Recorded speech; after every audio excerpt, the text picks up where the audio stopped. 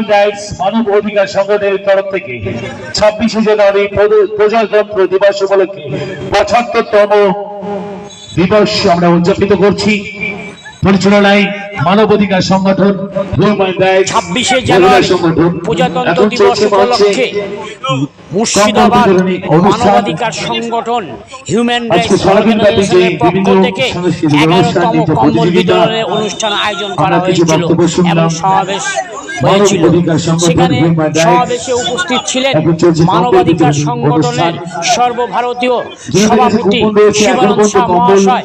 এবং উপস্থিত ছিলেন সর্বভারতীয় সহসভাপতি দীপঙ্কর মহাশয় এবং উপস্থিত ছিলেন সর্বভারতীয় সেক্রেটারি গোপাল সাহা মহাশয় এবং